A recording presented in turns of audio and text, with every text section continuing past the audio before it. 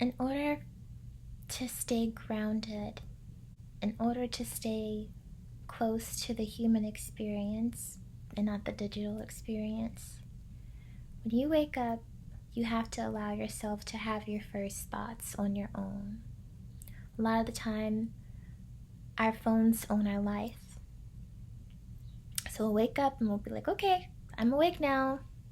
I'm back to life. I'm not sleeping. Let me check and see what's going on in the world.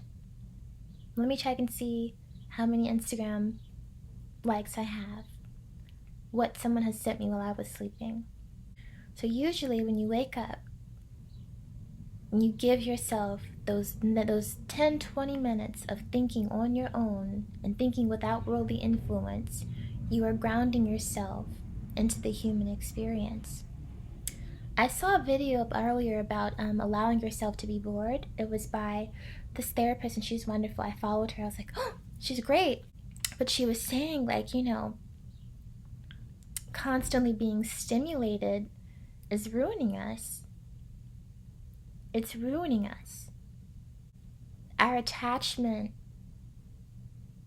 to the world outside of us is so severe that we do not understand who we truly are as people. The rush that we feel, the constant, I need this, I need to feel this, I need something happening in my life every second. Something has to be happening. It's too much. Of the scatterbrain is too much. Being in a state of quietness is okay. Do not let people put it in your mind that you constantly have to be doing something. I know there's a lot of things that we are hiding from that our phones help us with. A lot of feelings that we don't want to feel. You cannot do that for the rest of your life. You cannot. Because being the greatest requires you to be in full agreement with yourself. And if you're waking up and you're not giving yourself that time, or you're not giving God that time to speak to you, you won't have it. God will give you ideas, but you have to be still. We spend too much time on things that are promised and not the things that are not. Instagram and TikTok is always going to be there. We don't consider the things that are temporary. They're the people that are temporary.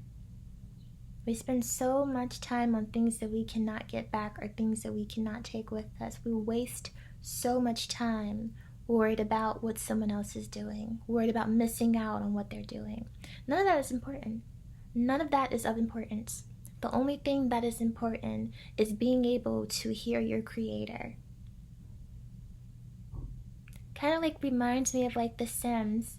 When your sim keeps going to the computer, when you're like, dude, we gotta do homework. You gotta get to work. What are you doing?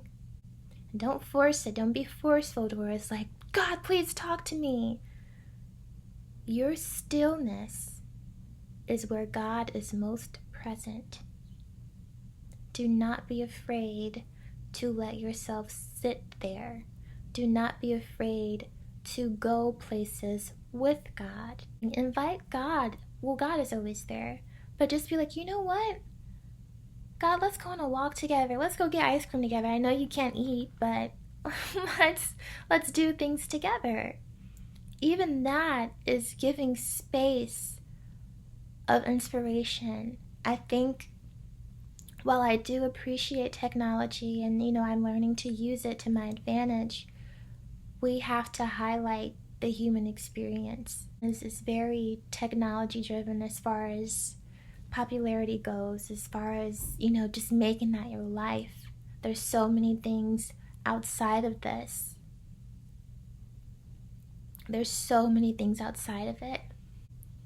Everything that is created by us is not all bad, but we don't want to be too wrapped up in building a life that is not ours. And if you listen too much to other people's words, you'll just be that. Where are your words? Where is the wisdom that God has given you? if everything is just like, oh, I woke up and this said that and this person is doing this, so that's how I'm going to use my day today. No. There's nothing wrong with being inspired by people, but if that is your main inspiration, it's no good for you. It's no good for you. You have to be open to both the divine inspiration and the worldly inspiration. I remember there was this Prince quote, and it said, use the computer, don't let the computer use you.